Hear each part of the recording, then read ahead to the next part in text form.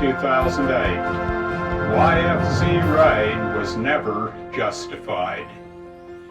When Texas law enforcement officials and CPS invaded the YFZ Ranch on April 3, 2008, their actions were totally unjustified. They had no credible evidence of abuse, only a hoax telephone call from a woman currently undergoing psychiatric treatment. They never entered the ranch to find the supposed victim, but rather to go on a fishing expedition for evidence of abuse, neglect, or supposed criminal activity. For Texas CPS and law enforcement officials to continue to make disturbing and unfounded allegations of abuse and neglect is nothing more than an attempt to justify their own barbaric actions and to divert attention from the real issues, such as the irreparable damage inflicted on innocent children and the expenditure of millions of taxpayer dollars on this unjustifiable raid. The El Dorado investigation report released by CPS on December 22, 2008 is as false and fraudulent as the original hoax telephone call that triggered the raid. The Texas Court of Appeals ordered the return of the children, and the Texas Supreme Court sustained this decision by ruling, on the record before us, removal of the children was not warranted.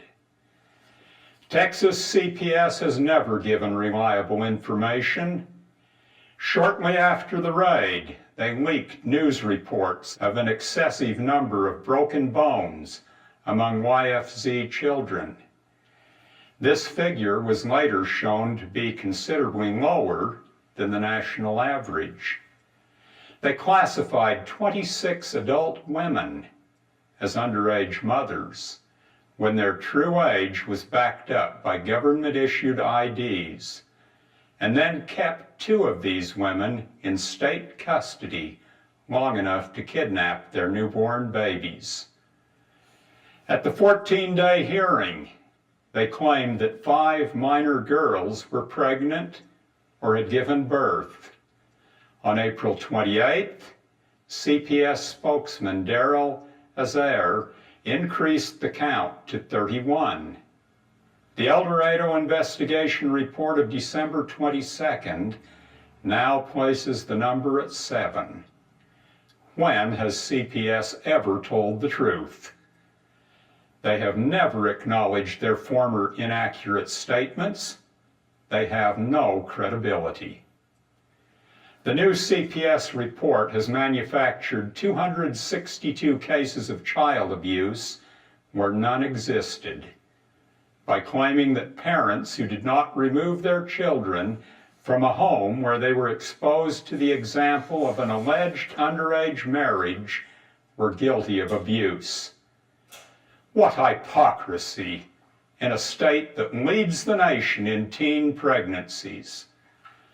The report then proceeds to imply that their so-called neglect is also abuse by the cleverly worded statement of the 146 families investigated, 62% had a confirmed finding of abuse or neglect involving 1 or more children in the family.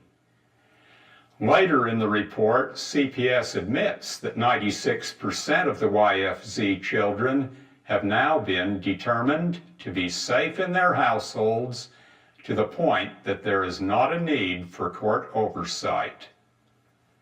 There never was a need for court oversight in the first place. Instructors of the state-required parenting classes noted on many occasions that the FLDS parents should have been teaching the classes. Now that most of the children have been non-suited, it might be assumed that the families have returned to the security of their homes and community. But what are they to return to? Their temple has been desecrated. Irreplaceable documents and artifacts of earlier church prophets have been confiscated when they contain nothing even implying criminal conduct. Their homes have been broken into, and even unlocked doors have been kicked in.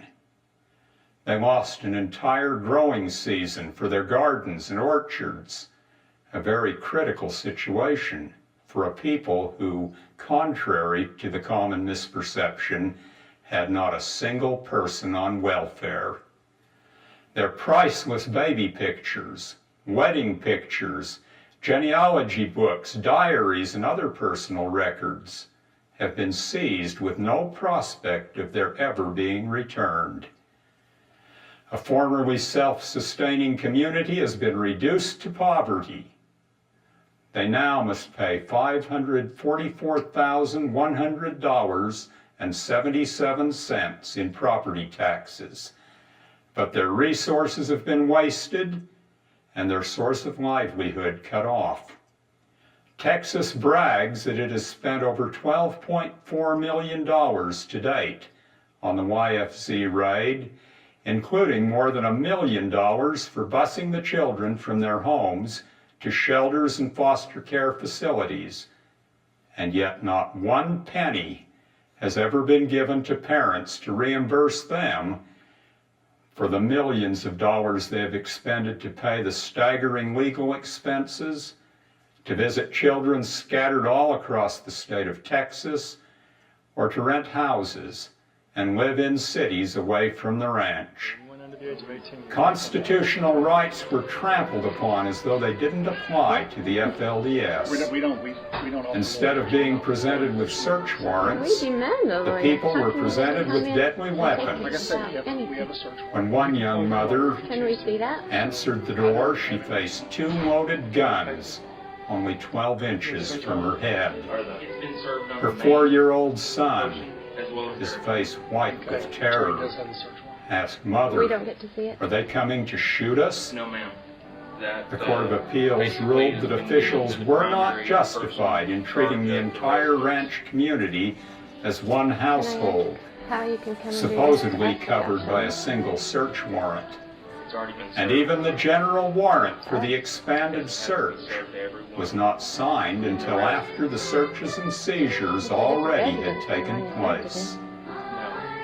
When the FLDS men surrounding the temple failed to be intimidated by tanks, helicopters, and armed men, and with no resistance, knelt in prayer, an officer fired several rounds from his gun in an apparent attempt to provoke a confrontation. With snipers positioned on the limestone rocks above the sacred site, this action easily could have triggered a bloody assassination. The only real abuse that either women or children suffered was at the hands of Texas law enforcement and CPS. They were treated as prisoners of war at the San Angelo Coliseum and the other shelters. Children and even pregnant mothers shivered on hard army cots with only a plastic pillow and 2 thin blankets that were more like sheets, while a large overhead door was left open most of the night. Children used to unprocessed foods and natural sweeteners were fed a diet loaded with canned foods, preservatives, and sugar. Many suffered from stomach cramps and diarrhea. Through a combination of unfamiliar diet, exposure, and stress, almost every child became sick, and some coughed so hard that they vomited. In an effort to make the public aware of the dreadful conditions in the shelters, several mothers talked to reporters from the Deseret News and shared pictures taken with their cell phones. Just 20 minutes after a special media presentation aired on April 13th, featuring conversations with 3 mothers, an order was given to confiscate the cell phones, isolating the captives from their attorneys and from any outside communication. A member of another government agency reported that after screaming children were ripped from their mothers in the Coliseum, one baby was left in a stroller for 24 hours without food or water and had to be hospitalized. First-hand witnesses testify that many babies were drugged to sedate them after the separation, and one 18-month-old boy went into shock as a result. Innocent girls were brutally interrogated for hours as investigators demanded, "How many husbands do you have?" Or "How many men have you spiritually been with?" When they answered quite honestly none, or that they didn't know what they were talking about, they were shouted at and told, "You are a liar, and you know where liars go." Investigators insisted that they did have babies, but just wouldn't admit it. At Fort Concho, a young lady was locked in a room for hours and told that she never would see her family and friends again unless she admitted to things that she had no knowledge of. This is the treatment CPS meted out to the alleged victims, and yet they still dare to assert that the secure and loving homes to which the children were returned were abusive. These people are not just those FLDS, they are American citizens, and they have been treated in a most unconstitutional and un-American way. CPS has been a convenient tool for government officials seeking to implement their own vindictive agenda of driving the FLDS out of the state by holding as hostages the most prized possession of any family, their children. Texas State Representative Harvey Hildebrand introduced House Bill 3006 in 2005, specifically targeting the FLDS. The House research organization Bill Analysis quotes supporters as saying, "A group of fundamentalist Church of Latter-day Saints is building a compound south of San Angelo. Local residents are concerned that members of the group will run for public office and will have moved a large enough group of voters into the area to take over local government." On June 2nd, 2008, the Deseret News quotes Hildebrand's gloating comment on his effort to drive the FLDS. "I wanted to make it unappealing to them. I hoped they wouldn't stay."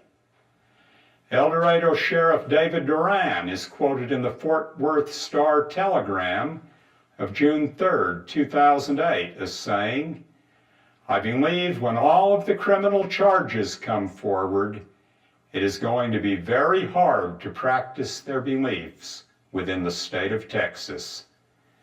Even Texas Governor Rick Perry, while addressing a business conference in Laval, France on June 5th, 2008, said in reference to the FLDS, "Maybe Texas is not the place you need to consider calling home." Governor Perry went on to accept full responsibility for the raid. And CPS has the audacity to say that it has never been about religion. Shortly after the raid, when things looked darkest, the FLDS people sent personal appeals to Governor Perry, state and national legislators, and even the President of the United States. Their desperate pleas for help were not even acknowledged. Government officials misuse their power when they ignore the truth and believe only that which will further their own agendas. This nation has fought a divisive war on the basis of bad intelligence, and CPS has continued on a course of bad intelligence from the day they entered the YFZ Ranch. They have never proven any allegations, and we strongly urge the people of Texas and of this nation as a whole to hold these officials accountable for their gross misrepresentations and abuse. In behalf of the many FLDS families traumatized by the YFZ Ranch raid, we thank our Heavenly Father for His protecting hand. We are sincerely grateful to the Texas Court of Appeals, the Texas Supreme Court, and the dedicated lawyers who have worked tirelessly in the reunification of the FLDS children and their parents. We also thank the many friends who came to our aid from across the nation and around the world. Your expressions of kindness, your prayers, and your support mean more than you will ever know. Sincerely, Willie Jessup, Mothers and Children of YFZ.